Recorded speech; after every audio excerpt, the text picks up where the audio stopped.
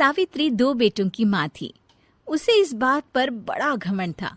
वो मानती थी कि बेटे घर की शान होते हैं। ये ले सावित्री, मिठाई खा, मेरे यहाँ पोती पैदा हुई है।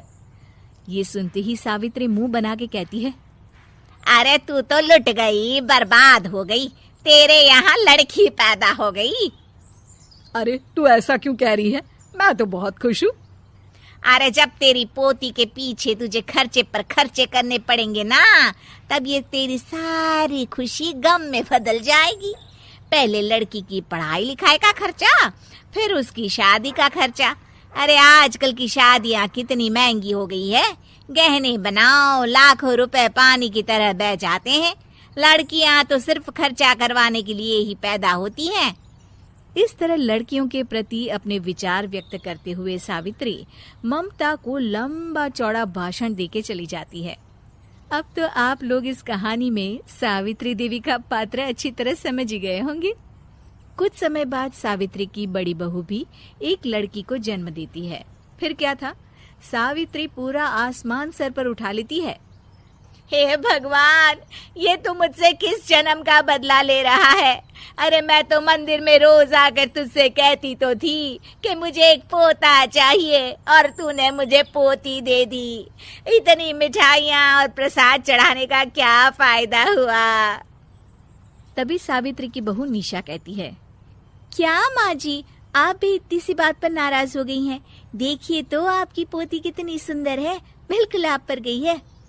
अरे चुप कर, तुझे 9 महीने इतने महंगे महंगे काजू बादाम फल फ्रूट खिलाने का फायदा क्या हुआ? मेरे तो सारे पैसे बर्बाद हो गए। ये सुन सावित्री का बड़ा बेटा अजय कहता है, माँ, तुम सिर्फ नाम के लिए 2020 में रहती हो। असल में तुम्हारा दिमाग सैकड़ों साल पुरानी सोच रखता है। आज के जमाने में लड़का और लड़की में कौन फर्क करता है। मैं तो बहुत खुश हूँ कि भगवान ने मुझे लक्ष्मी के रूप में बेटी दी है। लेकिन सावित्री पर अजय की बातों का कोई असर नहीं होता। नालायक, अपनी पत्नी की जबान बोल रहा है। मेरा बड़ा बेटा तो हाथ से गया। लेकिन सावित्री देवी हार मानने वाली नहीं थी। वो पोते की चाह में अपने छोटे बेटे विजय की शादी करवा देती है।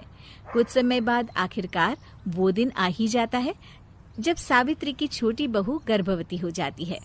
सावित्री इतनी खुश हो जाती है कि वो बच्चे के जन्म से पहले ही सारे मोहल्ले में ढिंढोरा पीटने लगती है। ये क्या सावित्री, तू तो पोते के जन्म से पहले ही मिठाई बांट रही है।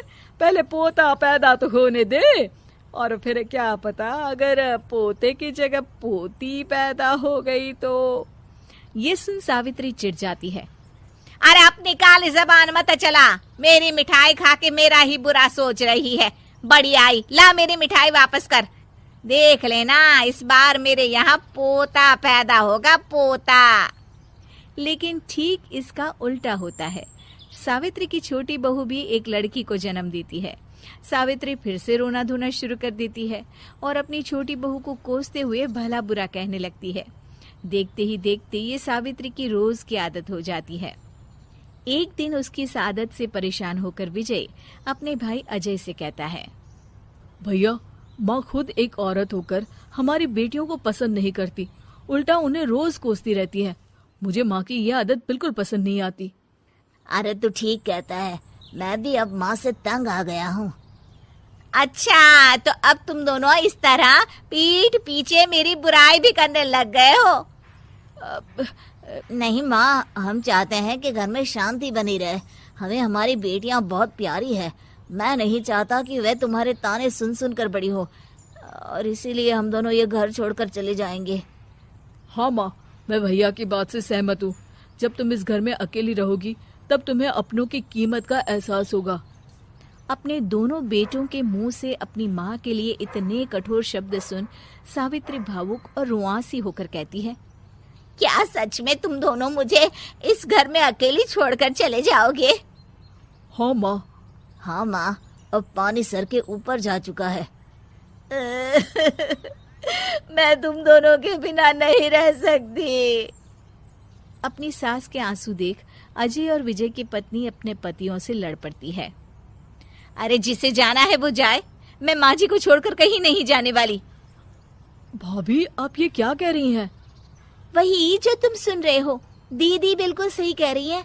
हम बेटियों के संस्कार हमें सिखाते हैं कि सास माँ समान नहीं बल्कि माँ ही होती है और उस माँ की जिंदगी भर सेवा की जाती है। बेटे अपना फर्ज भूल सकते हैं, लेकिन बेटियां नहीं। आप दोनों शौक से जा सकते हैं। माँ जी, हम दोनों के रहते आपको किसी बात की फिक्र करने की जरूरत नहीं।